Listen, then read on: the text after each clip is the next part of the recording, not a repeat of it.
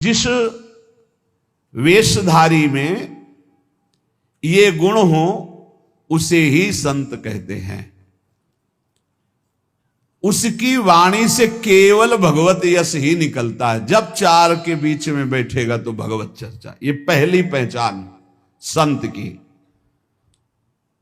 भगवान नारायण लक्ष्मी जी सहित समस्त पार्षदों को पहचान बताए हैं कि मेरे भक्त की सबसे पहली पहचान है कि वो जब बात करेगा तो मेरा नाम निकलेगा, मेरी बात निकलेगी।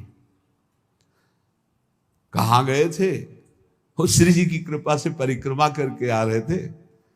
श्री जी ने ऐसी प्रेरणा की परिक्रमा होके आ रहे। और कैसे? बड़ी कृपा है लाडली जी की, नहीं और सब कैसे? बस श्री जी की बहुत कृपा है, बड़ी करुणामयी है। अपने जैसे अधमों को स्वीकार शुरू पिंड छुड़ाना उसको मुश्किल पड़ जाएगा। ऐसे प्रेमी हैं, खड़े खड़े वो ऊब जाएगा, कब भागो। वो चर्चे वृंदावन प्रियाजू लाडली लालो के, ऐसे प्रियालाल के प्रेमी जन होते हैं कि उनको बस भगवत चर्चा ही करनी। अगर जबान खुली तो भगवत चर्चा। धूप है कि क्या है? देखा है, मधुकरी मांगने जा रहे संत जन मिल गए, खड़े धूप में नंगे पैर, चर्चा और घंटों चर्चा हो रही। बोधयंता परस्परम कथयंति च माम नित्यम तुष्यंति च रमंति च। ये कठिन बात है। चर्चा करते तो बहुत मिलते हैं, पर तुष्यंति च रमंति च, उसी में संतुष्ट होगा, आनंदित, उसी में रमण कर रहा है, उसे कोई चाह नहीं। भगवत चर्चा हुई मानो पेट भर गया। कितनी अहोभाग्य, 1 घंटा से भगवान की चर्चा हो रही, प्रियालाल की चर्चा हो रही। आगे कह रहे हरि को भजन, साधु की पहचान हर समय भजन परायण। कोई माला से जप रहा है, कोई बिना माला से जप रहा है। बिना माला से जपने वालों की पहचान होती है, वो गुरु प्रसाद से जागृत होती है। एक दृष्टि में पता चल जाएगा ये बहिर्मुख है या अंतर्मुख होकर नाम जप कर रहा है। जहां एक दृष्टि गई तो पता चल जाता है। अंतर्मुख का एक अलग होता है, वो एक कुछ अलग चेहरा हो, चाहे जितना वो छुपाना चाहे नहीं छुपा सकता। एक दृष्टि में पता चलता है नाम जापक है, अंतर से में नाम चल रहा है। और चाहे जितना दिखाना चाहे, मान लो ऐसे बाहर, तो अंतर में पता चल जाएगा ये केवल सामने की बात है, अंतर में इसके नहीं चल रहा है। दोनों बातें भजन करने वालों को अपने आप पता हो जाती है। उपासक, संत, भागवत, महाभागवत, इन सब की पहचान भजन से ही है। कल चर्चा जब विश्राम हो रही थी सुना था, आधे पल के लिए भी त्रिभुवन की राज्य लक्ष्मी देने पर जो अपने प्रभु का भजन नहीं छोड़ता, सुमिरन नहीं छोड़ता, वो महाभागवत है। तो हरि को भजन ये प्रधान बात है। मुंह खुले तो भगवत चर्चा और मुंह बंद तो नाम चल रहा है। राधा वल्लभ श्री हरिवंश, राधा वल्लभ श्री हरिवंश, या जो गुरु जी ने दिया हो, जो नाम प्रिय हो, राधा राधा। ये मान लो, बहुत आनंदित हो जाओगे। मान लो कुछ पैसा नहीं लगना हो, बहुत बड़े धनी हो जाओगे, बहुत बड़ा लाभ मिल जाएगा। ये सब पुण्य रुई का ढेर समझो, एक अपराध बन जाए सब भस्म हो जाएंगे। नाम सोना है, सोना जितना तपेगा उतना ही चमकेगा, नष्ट होने वाली नहीं, अविनाशी वस्तु है। कमा लो ये सोना। ये जो सोना है, सोना, ये सोना वास्तविक सोना, इसी सोना में सोवत पांव पसार। पूरी रात निकल जाए, जब नींद ना आवे, मंत्र चले, तब समझो। इसके लिए कभी सर्दी में कंबल नहीं ओढ़े गए, इसी बात के अभ्यास के लिए कभी कंबल नहीं। जो नीचे मार्किन पहने वही मार्किन उतार कर ऐसे पैर से फंसा के सर, पूरा शरीर कांप रहा है। मंत्राकार वृत्ति, पेट में अन्न नहीं, ऊपर वस्त्र नहीं, गंगा का किनारा, भीषण सर्दी, 1 मिनट नींद नहीं, मंत्राकार। 4 बजे गंगा में फिर खड़े हुए। ऐसे थोड़ी भागवती की वृत्ति बनाई जाती है। ऐसे लगा जाता है जैसे गरीब आदमी ओवर टाइम करके पैसा कमाता है, किसान आदमी रात दिन लगा रहता है। ऐसे कायर पुरुष थोड़ी भजनानंदी होते हैं। ये शरीर को बहुत दुलार करने वाले भजनानंदी नहीं होते। सच्ची मानिए, जितना सुख शरीर को दोगे उतना अध्यात्म सुख से हीन होते चले जाओगे। मारो इस प्रकृति जन्य की अधीनता को तुमने जो स्वीकार कर रखी। हर प्रकृति का वार सीधे सहो। यह प्रवचन नहीं करते, जीवन में जो जिए वो बता रहे हैं। किसी आश्रम में ठहरना नहीं, ऐसे आश्रम में ठहरना जहां जंगल किसी का जाना नहीं, ऐसे बहुत से आश्रम मिले। जीवन भर प्रकृति से लड़ना रहा है, तभी परमात्म चिंतन का एक तार भाव बनता है। जब सीधे प्रकृति का वार सहे। यम ही न व्यथ्यन्ते ते पुरुषम पुरुषर सब। काशी के घाटों में जो तपन होती थी दिन भर धूप की, तो रात्रि के 2 बजे तक तपना ही होती थी और 2 बजे उठ के नहा के विश्वनाथ जी जाना है। जीवन को एकदम प्रकृति से वार सहने वाला बना ले तो बहुत आनंद आता है। ये सुविधा नरक समझो, सच्ची मानिए आप। हरि भजन में दिखावा कभी नहीं होना चाहिए, नहीं तो सच्चाई का हरि भजन छूट जाएगा। भजन करने वाले उपासक को कभी कीर्ति की चाह मत रखना। ये हम प्रार्थना करते हैं, ये अंतिम वो खाई है जहां से गिरा करके भगवान से विमुख कर दिया जाता है। दिन है तो रात आएगी, रात है तो दिन आएगा, ऐसे देखना हम तुमसे कहते हैं। ये सब केवल बाहरी है। आंतरिक श्रद्धा अटूट होती है, बाहरी श्रद्धा में कोई दम नहीं होती। हम इन श्रद्धाओं की दम नहीं होती। इनको तो हर गली में खड़ी होना, जहां वाह वाह वहीं खड़े हो गए। श्रद्धा वो होती है अटूट, कि चाहे जैसी परिस्थिति हो, चाहे जैसी घटना हो, मैं आपका हूं तो सिर्फ आपका हूं। वो होंगे अंगुलियों में गिनने वाले, वो अंगुलियों में गिनने वाले होते हैं।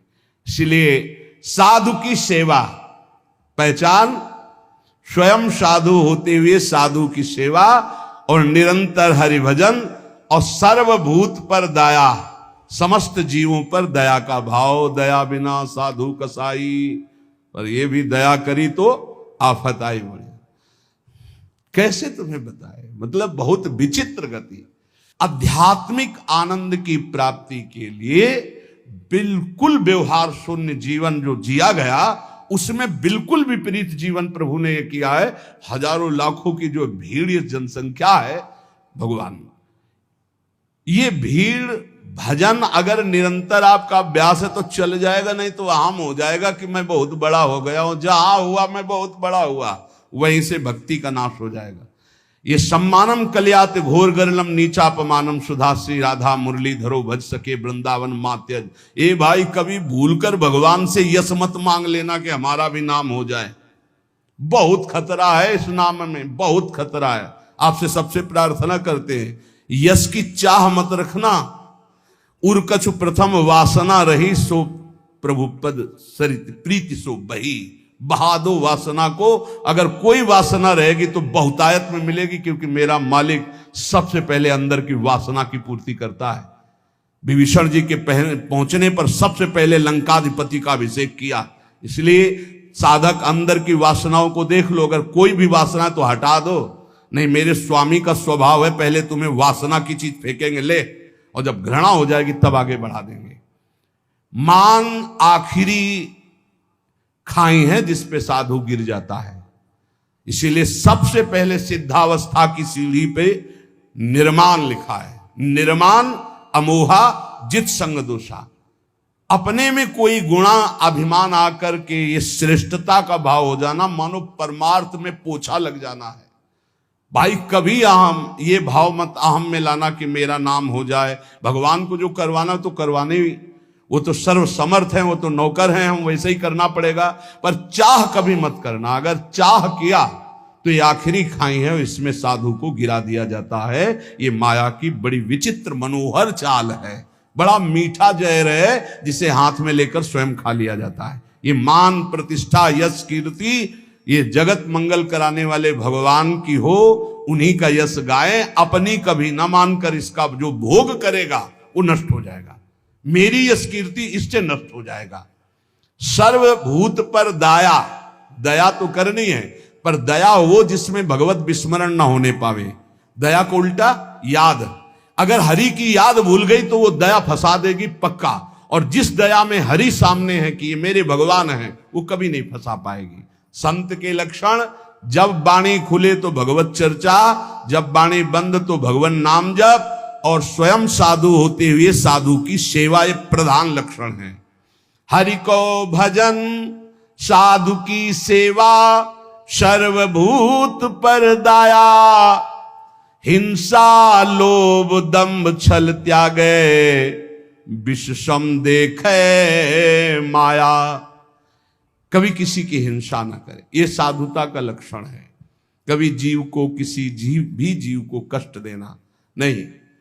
मन से वचन से अगर आप थोड़ा भी किसी के प्रति रूखा भाव कर लें तो आप अंदर देखना आपके भजन में फर्क पड़ जाएगा। ये अंदर के अनुभव की बातें करते हैं। अगर उसको तुमने डांटा है, सही माने में डांटा है और भगवत भाव करके डांटा है, तब तो आपका भजन चलेगा। और अगर भगवत भाव नहीं किया है और बिना किसी अपराध के आप डांट रहे हैं तो आपका भजन बंद हो जाएगा पक्का। थोड़ा अपराध है, बहुत डांट दिया तो आपका भजन बंद हो जाए। ये भागवती क्षेत्र है। किसी को न वचन से, न शरीर से, न मन से पीड़ा ना पहुंचाए, किसी को भी नहीं। देखो, गुरु शिष्य एक व्यवहार का संबंध है, परमार्थ नहीं। आप ये मत समझना कि गुरु शिष्य परमार्थ का है। परमार्थ तो एक ही तत्व है, न गुरु है न शिष्य है। अगर शिष्य शिष्य वो गुरु ही है, गुरु गुरु वही भी शिष्य है, वही गुरु है वही शिष्य, दो नहीं। द्वैत परमार्थ नहीं है, परमार्थ एक वस्तु है। परमार्थ में गुरु शिष्य नहीं, ये व्यवहार है। प्रणाम नमस्कार वंदन ये सब व्यवहार के अंदर। परमार्थ में एक वासुदेव यहां जो विराजमान वही यहां विराजमान है। उसी वासुदेव को देखकर वो स्वांग शिष्य का कर रहा है तो आप स्वांग गुरु का कीजिए। बस स्वांग है, सत्य वस्तु एक ही है जो सर्वत्र विराजमान है। इसलिए किसी को भी वचन से, शरीर से या मन से पीड़ा ना पहुंचावे।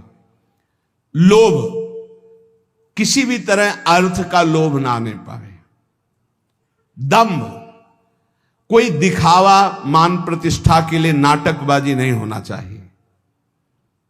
छल त्यागे, छल अंदर कुछ है बाहर कुछ है ऐसा ना करे।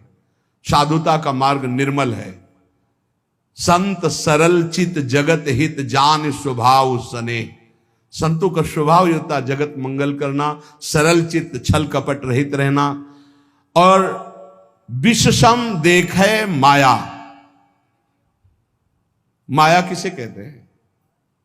मैं मोर तय तोर, जहां तक इंद्रियां जा रही, जहां तक भोग विलासता के लिए मन जा रहा, सो सब माया जानो भाई। अपने माया में ही जी रहे हैं, माया में ही रह रहे हैं, माया के ही शरीर में है। इसे भगवत समर्पित करके माया की वस्तुएं भगवत प्रसाद करके पाओ। माया की वस्तुएं भगवत समर्पित करके प्रसादी पहनो, बच जाओगे। अगर स्वयं भोक्ता बनोगे अमनिया के तो फिर माया फंसा लेगी। अमनिया ठाकुर जी को प्रसादी आपकी, बच जाओगे। ये सिद्धांत है बचने का। एक भी वस्त्र बिना ठाकुर जी को अर्पित किए मत पहनना। एक बूंद पानी बिना अर्पित किए मत पीना। एक भी अन्न का टुकड़ा बिना अर्पित किए न जाए तो आप देख लेना माया मुक्त हो जाओगे। सहनशील साधु कौन? जो सह जाए अंदर की बात और बाहर की भी बात। बाहर कोई गाली दे दे, अपमान कर दे, निंदा कर दे, सह जाए। अंदर की बात, काम आ रहा है, क्रोध आ रहा है, लोभ आ रहा है, मोह आ रहा है, चुपचाप सह जाए। इनके सहने से भगवान की प्रसन्नता होती है। इनके सहने से भगवत भक्ति बहुत जोर की बढ़ती। सहत सहत बाढ़े भगत गिरे तन गुरु हित गान। ये नियम बना लो कि मुझे सहना है, सहने से भगवान प्रसन्न होंगे।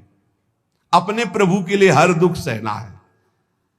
जब ये बात आ जाती तो सब कुछ सहन करने में आनंद आता है। भला कष्ट सहने में कहीं आनंद आता है, लेकिन आनंद आता है अपने प्यारे के लिए कष्ट सहने में आनंद आता है। सहनशील, अगर ज्ञान हो जाए तब तो फिर क्या कहना, ज्ञान नहीं तो अपने प्रभु के लिए सहो। ज्ञान में तो सहना ही क्या, स्वाप्निक है, बिल्कुल स्वाप्निक है। बिल्कुल जैसे जगत आप देख रहे हो बिल्कुल स्वप्न चल रहा है, ये दीर्घ स्वप्न है मोह निद्रा में। भक्ति में उसे ऐसे ले लो कि भगवान की लीला हो रही है तो हमें भगवान सहना चाहते हैं, इसलिए गाली दिला रहे हैं, इसलिए निंदा करा रहे हैं, इसलिए अपमान करा रहे हैं, चुपचाप सह जाओ। आशय उदार, आशय उदार होना चाहिए, आशय हमारा सांसारिक नहीं होना चाहिए। आशय क्या है? भगवत प्राप्ति। भगवत प्राप्ति के लिए हमें हर बात सहनी है। धीरज, धैर्यवान। भगवत प्राप्ति अगर आशय नहीं, लक्ष्य नहीं, तो आप सह नहीं सकते, पक्का समझ लेना। भगवत प्राप्ति के लिए सह सकते हो। भगवान की बड़ी विचित्र लीला, बड़े बड़े सिद्धों को पिटवाया है, पुजवाया है, दोनों काम करते हैं वो। पुजवाना भी वाह वाह और पिटवाना भी, ये दोनों काम साथ उनके चलते रहते हैं। अगर ऊपर से कुम्हार पीटता है मटकी को तो अंदर से हाथ दिए रहता है, ऐसे दोनों कार्य होते हैं। अब बोलो बूढ़े बाबा माधवदास जी हैं जगन्नाथपुरी में, और उनकी कौन सी परीक्षा बकाया है? साथ ले जाते हैं बाबा, रात्रि में शयन हो जाता है जगन्नाथ जी का, आते हैं बाबा चलो आज राजा के बगीचे के कटहल का, बड़ी खुशबू मार रही, पके कटहल है। तो जय जय आप सुबह हमें आदेश करें, हम राजा के पास जाएंगे, भिक्षा मांगेंगे, वो कटहल लाके आपको दे देंगे। जब राजा सुनेंगे कि आपको कटहल पसंद है तो बगीचा ही आपके नाम करवा। तो बाबा जो चोरी में आनंद मिलता है वो साहूकारी से मांग के थोड़ी ठीक लगेगा। बोले वैसे प्रभु चोरी क्या हो, तो आप ही का बगीचा है, आपका ही तो। बोले उपदेश मत करो, हमारे साथ चलो। बाबा को ले गए, बाउंड्री फंदवाए, ठाकुर जी झील कर बाउंड्री सुनको, 9 किशोर ये तो आप चढ़ गए। बाबा आप ऊपर कटहल के पेड़ में, वो बहुत पका है। बोले अनीति मत करो जय जय, आप 9 किशोर आप चढ़ो, हम नीचे हैं। बाबा तुम चढ़ो, हम नीचे से बताते रहे। जो एक कटहल एक तोड़कर पका फेंका, उसने कहा वाह वाह बाबा बहुत। अरे बोले जय जय इतनी जोर से वाह वाह कह रहे हो कि चौकीदार सब जान जाएंगे, पिटवाओगे आप हमें। फिर दूसरा जो फिर वाह वाह, तो दरवाजा खुला, चौकीदार आए, आप तो अंतर ध्यान हो गए, पकड़े गए माधोदास। रात्रि का समय तो 10-5 डंडा होता, पर जब देखे कि कौन है तो पता चला कि तो माधोदास बाबा। तब सुबह राजा के सामने पेशगी हुई। राजा तो उतर कर साष्टांग दंडवत हुआ, अरे महाराज आप आदेश कर देते तो जितने कटहल लगे सब आपकी कुटिया भिजवा देते, आप ऐसा। बोले आप आदेश कीजिए, आप ऐसा। अरे बोले हम क्या आदेश करें, क्या तुम्हें बताएं। समझाया था कि सुबह हम राजा के यहाँ से भिक्षा मांग लाए, पर वो बोले कि ऐसे ज्यादा आनंद आएगा। तो आनंद तो हमें आया महाराज, देखो पूरे डंडा बने हुए तुम्हारे चौकीदार। मतलब क्या? बोले जगन्नाथ जी साथ थे, ऐसा। अरे बड़ा अपराध बन गया। सुबह ही पूरा सब हो जाके जगन्नाथ जी को समर्पित कर दे। बड़े बड़े सिद्धों को पिटवाना। अब वो कहीं भोजन मांगने नहीं जा रहे, रात दिन भजन में डूबे हुए हैं। अपना थाल अपने पार्षदों से जो भोग में लगा सजवा करके और खूब आप दिव्य पार्षदों से गायब करवा दिया। माधवदास बाबा के पास, बाबा पा लीजिए वो प्रसाद आया जगन्नाथ जी का। हाँ अभी रख दो, फिर हम धो के रख देंगे, बाहर से ले जाना। अब प्रगट पार्षदों ने देखा थाल ही गायब। अब पूरी हल्ला मच गया, जगन्नाथ जी का थाल गायब भोग का। जब माधवदास बाबा भजन से उठे, खूब प्रसाद पाया और समुद्र से धोकर अपनी झोपड़ी के ऐसे कुटिया के ऐसे किनारे। किसी ने बताया थाल तो वहां धुली मंजी रखी हुई है जगन्नाथ महाराज जी की माधवदास बाबा के पास। वहां गए तो देखा था। बोले ऐसा छोर। अब ये भी नहीं सोचा कि जब भोग लगता है तो सब पार्षद ऐसे बैठते हैं, पर्दा लगता है, वहां से थाल कौन ले जाएगा। बड़ी पिटाई की माधवदास। अच्छा माधवदास बाबा इसलिए पिटाई को सुखपूर्वक सह रहे थे कि महाप्रसाद पाया है तो ये भी प्रसाद पा लो। अब थाल लेकर के भूखे हैं तो थाल आप भिजवा रहे हैं, आप ला रहे हैं, पिटाई आप कर। इनके रहस्य को समझना बड़ा कठिन। इसलिए ये कभी ना समझे कि ये गाली देने वाला कोई और है, ये पीटने वाला कोई। प्रभु पिटवाते हैं, प्रभु ही पुजवाते हैं, दोनों काम कराते रहते हैं, बैलेंस बराबर बना के चलते हैं। पक्का समझना है। सहनशील। कोई डर रहा होगा कि यार ज्यादा भक्ति करने पे पिटवाई में पिटवाते भी है। ये सिद्धों के साथ करते हैं, आपके साथ नहीं खेलेंगे।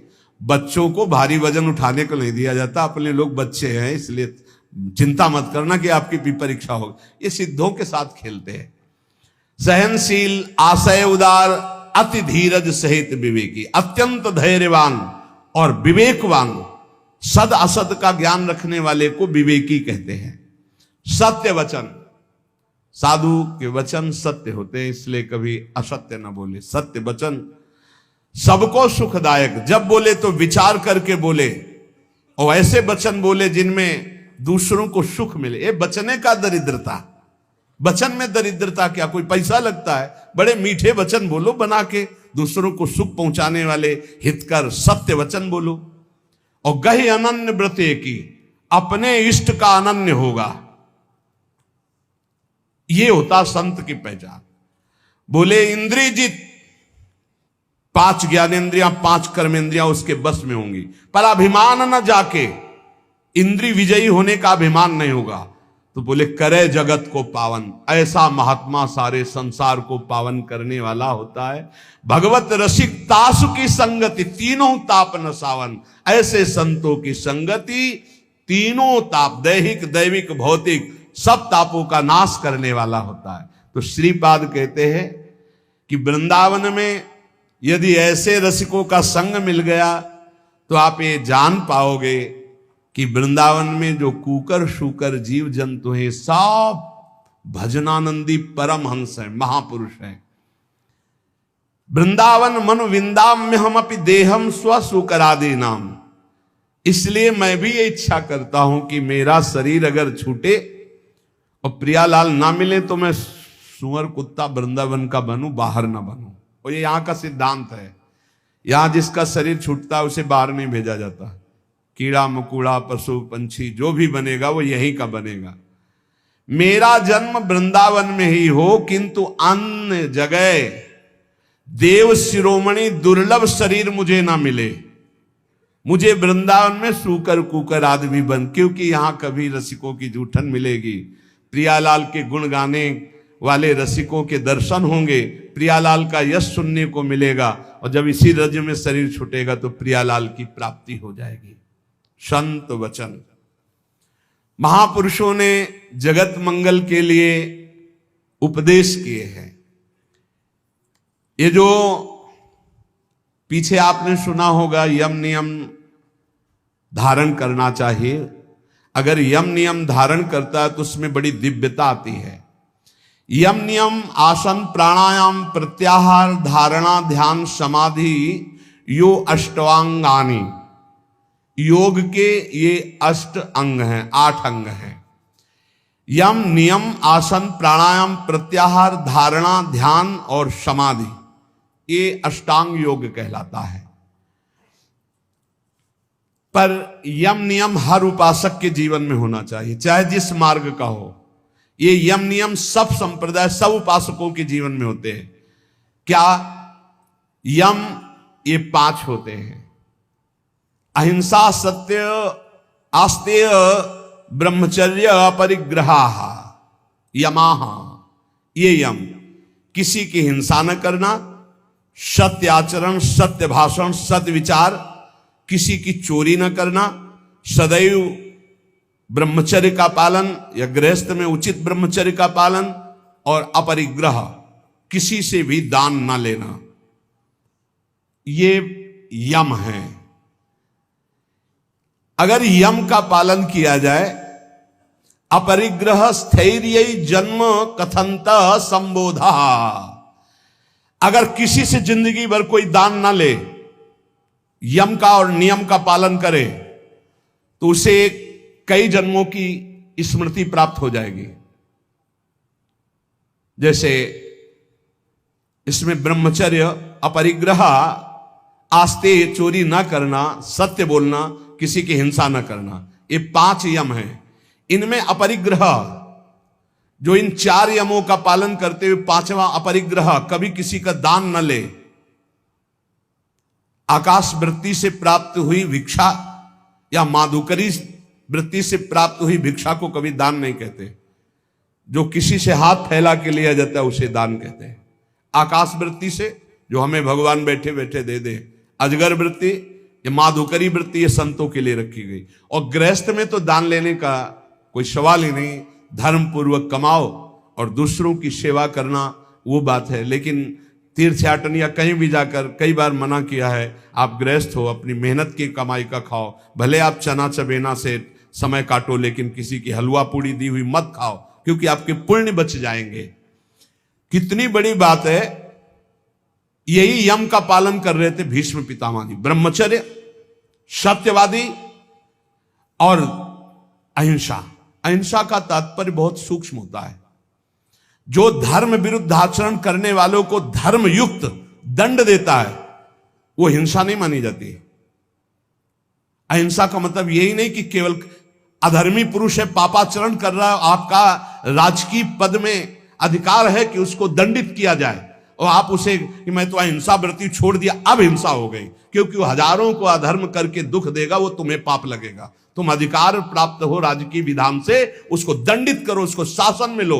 अधिक पापी है तो उसको न्याय के द्वारा ऐसे कब्जे में रखा जाए जिससे वो अपराध ना कर पावे। तो कहीं कहीं हिंसा भी अहिंसा हो जाती है, हिंसा भी अहिंसा हो जाती है। जैसे हम पीछे सुनाया था वो लकड़ी हरी उजाले का, पूरे 4 को मारा तो पूरा गांव बच गया, तो वो अहिंसा हो गई, वो पुण्य हो गया। भीष्म पितामह जी को भगवान से कह रहे कि मुझे 100 जन्म की पूरी याद है, पीछे मैंने कोई ऐसा पाप नहीं किया जो ऐसा भोग रहा हूं। ऐसे ये जो पूर्व जन्मों की स्मृति है, ये यम धारण करने से प्राप्त हो जाती है। अहिंसा, सत्य, चोरी ना करना, ब्रह्मचर्य धारण करना और किसी से परिग्रह न लेना, दान न लेना। दान लेने से बहुत हानि होती है, बहुत हानि होती है। दान लेने में खुशी नहीं होना चाहिए कि हमें कोई बहुत महंगा स्वेटर दे रहा है, बढ़िया घड़ी दे रहा है, खूब रुपया दे रहा है, ये बहुत घाटे का है। नाशवान वस्तुओं से अविनाशी भजन का हिस्सा बटा देना, ये कोई बुद्धिमत्ता नहीं है। सहज में काम चलाओ और खूब भजन करके जगत मंगल करो, भजन करके भगवत प्राप्ति करो। देखो कितनी बढ़िया बात कह रहे हैं। अपरिग्रह स्थैर्य जन्म कंथता संबोधा। अनेक जन्मों की वो याद बैठे बैठे कर सकता है, पूर्व जन्म में मैं कौन था या पूर्व जन्म में आप कौन थे। जो किसी का कभी दान नहीं लिया और अखंड ब्रह्मचर्य से रहता है, सत्य बोलता है, चोरी नहीं करता, किसी की हिंसा नहीं करता, जो ब्रह्मचर्य से रहता है। ब्रह्मचर्य प्रतिष्ठायाम वीर लाभः। ब्रह्मचारी जैसा कोई बलवान नहीं होता, शारीरिक बल कोई बल नहीं कहा जाता। ब्रह्मचर्य में सामर्थ होती संकल्प बल की, जाओ ऐसा, फिर वैसे ही होगा। अध्यात्म बल बहुत बढ़ जाता है ब्रह्मचारी का, आत्मबल बहुत बढ़ जाता है।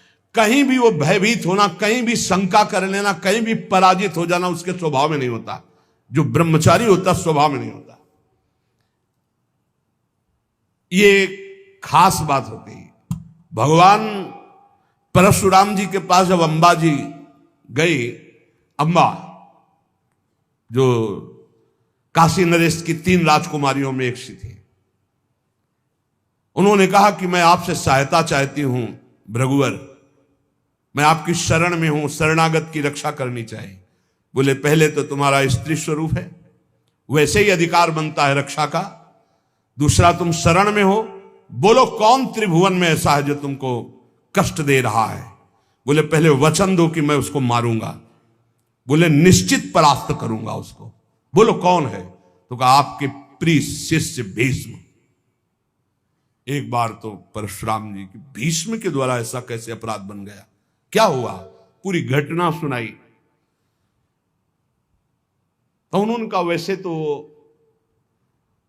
उन्होंने ऐलान किया था कि मैं हस्तिनापुर नरेश के लिए इन राजकुमारियों का अपहरण कर रहा हूं। उन्होंने ये तो नहीं कहा था कि मैं अपने लिए, उसी समय तुम्हें बोल देना था कि मैं साल्व से प्रेम करती हूं, तुम्हारी त्रुटि रही। तो उनका भगवान मैं समझ रही थी कि आपके शिष्य आप पक्ष लेंगे। बोले बिल्कुल पक्ष नहीं लूंगा, तुम शरणागत हो, तुम्हारे लिए मैं मेरी आज्ञा का पालन करेगा। अखंड ब्रह्मचारी भीष्म जी और अखंड ब्रह्मचारी भगवान परशुराम जी, दोनों सत्य पे हैं, दोनों महान हैं, पर एक गुरु है एक शिष्य है। पर एक इच्छा का अनुमोदन कराने के लिए अपनी द्वेष वृत्ति का भगवान परशुराम जी का आश्रय लिया, इसलिए परशुराम जी कमजोर हैं। और सत्य का पालन करने के लिए धर्मनिष्ठ इसलिए चेला बहुत जोरदार के हो गए भीष्म जी। बुलाया भीष्म जी को बाहर हस्तिनापुर के, अर्घपाद्य आदि लेकर गए, प्रार्थना की, परिक्रमा की, दंडवत किया। बोले मेरी आज्ञा है अंबा को स्वीकार करो। बोले कदापि गुरुदेव नहीं, क्योंकि सब कोई जानता है सत्य के आगे कुछ नहीं, और मैं सत्य प्रतिज्ञा किया हूं कि अखंड ब्रह्मचर्य रहूंगा, जीवन में कभी संतान उत्पन्न ही नहीं करूंगा।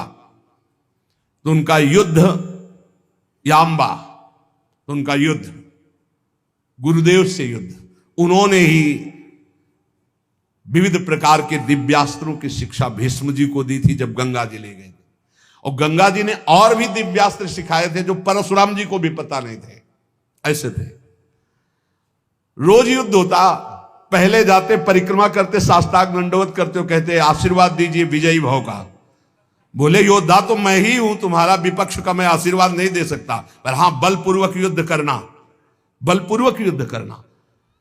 आखिरी युद्ध जितना भयानक हुआ कि गंगा जी, अष्टवसु सब जागृत हो गए, उपस्थित हो गए। भीष्म जी ने एक अस्त्र ऐसा चढ़ाया था जो परशुराम जी के पास काट नहीं थी, निश्चित परशुराम जी का वध हो जाता। गंगा जी आकर के पकड़ लिया और कहा नहीं नहीं, ऐसा बिल्कुल ठीक नहीं है। समस्त अष्टवसु आ गए।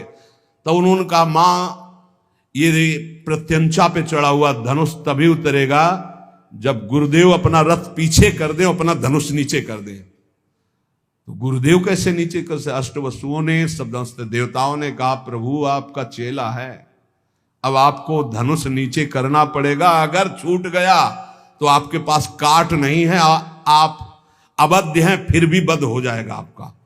भीष्म जी के बाण तभी धनुष से उतरे जब वो रथ पीछे हटा, धनुष नीचे किया, कूद गए, परिक्रमा की, और गुरुदेव बोले जा विजयी भव, कहते विजयी हुआ। तो सत्य, ब्रह्मचर्य, अहिंसा, अपरिग्रह बहुत बड़ी ताकत है। ब्रह्मचर्य में बहुत बड़ा बल है, उसको आज हमारी समाज समझ नहीं पा रही। यम नियम के बिना जीवन बिल्कुल पशुवत जीवन है। यहां कह रहे हैं ब्रह्मचर्य प्रतिष्ठायाम वीर लाभा, महान बल, जो चाहो आप कर सकते हो संकल्प के द्वारा।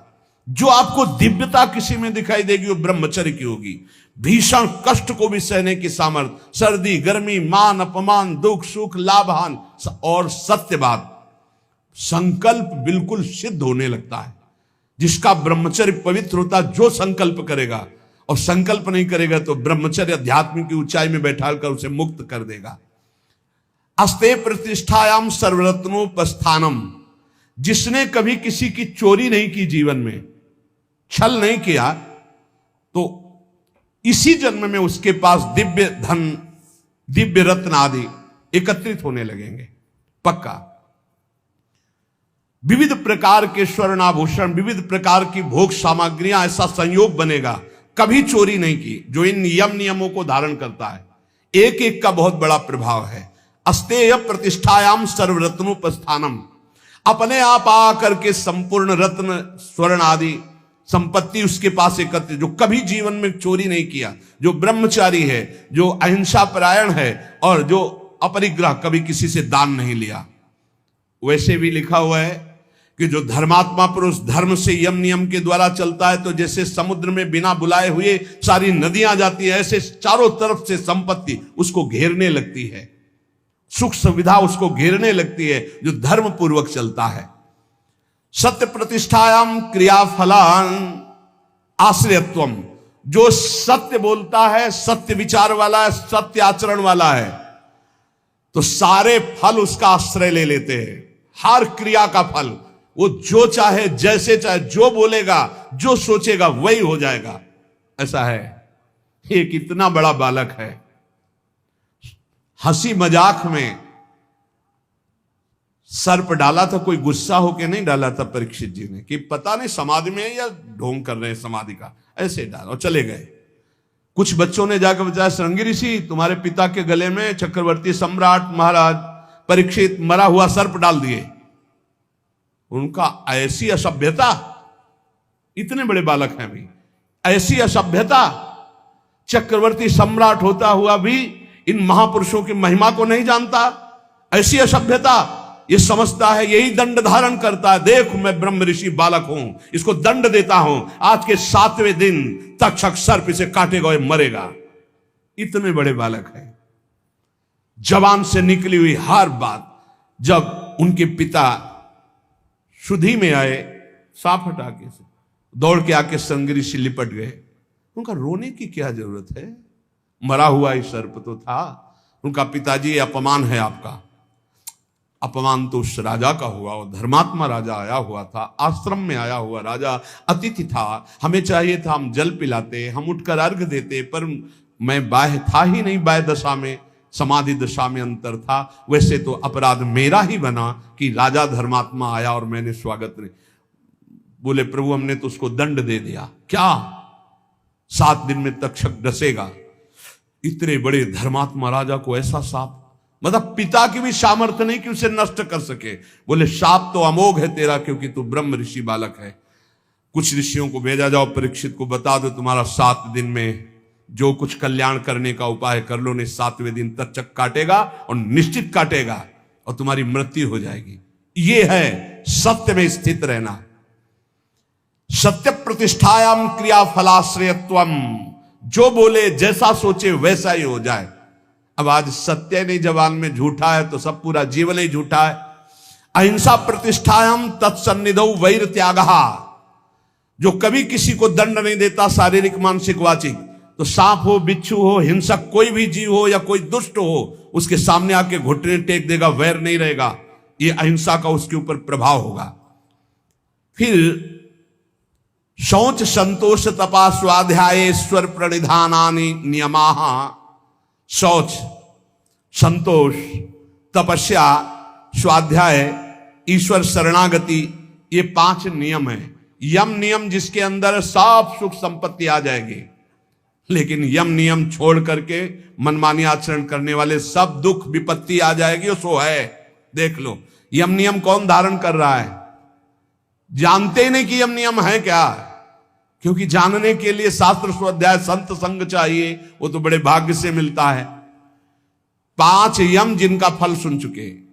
यम अहिंसा सत्य अस्ते ब्रह्मचर्य परिग्रह, नियम शौच, शौच शरीर को पवित्र रखना, वस्त्र पवित्र रखना, ये इनका बहुत बड़ा प्रभाव है। इसको ऐसा ना समझा जाए कि खिलवाड़ है। अगर शौचाचार का नियम आप पालन करते हैं तो शौचा स्वांग जुगुप्सा परई रसंसर्ग, इसका फल होगा कि शरीर से आपको वैराग्य हो जाएगा, अपने शरीर से, और काम भोग भोगने की इच्छा का नाश हो जाएगा। जितना अपवित्र शरीर रहता है उतना ही कामी पुरुष होता है वो, ध्यान रखना। जो दूसरे के शरीरों का स्पर्श नहीं करता, अपने शरीर को पवित्र रखता है, वस्त्र पवित्र, शौचाचार का नियम, तो उसको शरीर संसर्ग की इच्छा का नाश हो जाएगा, काम भोग की इच्छा का नाश हो जाएगा। बड़ा प्रभाव है इन यम नियमों का। शौचाचारत जुगुप्सया, अपने शरीर से उसे वैराग्य हो जाएगा, घृणा हो जाएगी, शरीर राग नष्ट हो जाएगा। और परैर संसर्गः, दूसरे शरीर का संसर्ग करने की इच्छा का नाश हो जाएगा, काम वासना नहीं रहेगी, जो पवित्र शरीर और वस्त्र रखता है। संतोष, संतोष ये बहुत बड़ी अंतःकरण की उपलब्धि है। सुख, संतोष, समस्त कामनाएं नष्ट हो जाती है। बिन संतोष न काम न साही, अछत काम सुख सपने उनाई। संतोष सबसे बड़ा धन है। जिसके पास संतोष रूपी धन है उससे बड़ा कोई धनी नहीं। और संतोष तभी होता है जब भगवत शरणागति होती। मेरे प्रभु है ना, आज कुछ नहीं है लेकिन मेरे प्रभु हैं। जिस दिन प्रभु चाहेंगे तो एक पलक झपकते अनंत ब्रह्मांड रच दिए, मेरे लिए सुविधा भेजना उनके लिए कौन सी कठिन बात है, ऐसा विश्वास रहता है। संतोष, मन प्रसन्न रहता है। संतोष, चित्त एकाग्र रहता है। संतोष, इंद्रियां बस में रहती है। संतोष, भगवत साक्षात्कार करा देता है। इतने गुण हैं संतोष में। संतोष धारण करे, जैसी परिस्थिति जोई जोई प्यारो करे, सोई मुहि भावे। शौच, संतोष और तपहा। तप कहते हैं कायेंद्रीय सिद्धि रसुद्धि क्षयात तपसहा। अपनी दिनचर्या में जो शारीरिक कष्ट है, जो मानसिक कष्ट है, उसको जो सहता है वो तपस्वी कहा जाता है। शारीरिक कष्ट, अब पूरी रात हो गई अपनी दिनचर्या करते हुए, रात ही समझो 9 बजे 10 बजे से हम 11 12 1 बजे जग गए, फिर लगे 10 सवा 10 बजे तक, फिर खा पी के जरा सा विश्राम, फिर दिनचर्या। ना चैन से सोना है, ना कोई मनोरंजन है, ना कोई भोग वासना का खेल है। रात दिन जलते हुए आगे बढ़े। क्या हो रहा है इससे? आप रोज विजयी हो रहे हैं माया पर। कायेंद्रीय सिद्धि रसुद्धि क्षयात तपसा। समस्त अशुद्धियां पाप तुम्हारे नष्ट हो रहे हैं और शरीर और इंद्रियां परम पवित्र हो रहे हैं। सिद्धि सिद्धि, जो चाहोगे वो प्राप्त हो जाएगा। ये तपस्या से, तपस्या से ब्रह्मा जी सृष्टि रचते हैं, तपस्या से ही महादेव जी इसका संहार करते हैं, तपस्या से ही हरि इसका पालन करते हैं। तप बहुत बड़ी वस्तु है। जिसके जीवन में तप नहीं, वो कुछ नहीं समझ सकता। श्री हरिवंश प्रसिद्ध धर्म समुझैना अलप तप। थोड़े तपस्या वाला हरिवंश धर्म को नहीं समझ सकता। तप किसे कहते हैं? अपनी दिनचर्या में शारीरिक मानसिक जो कष्ट मिलते हैं उनको सहना। स्वाध्याय,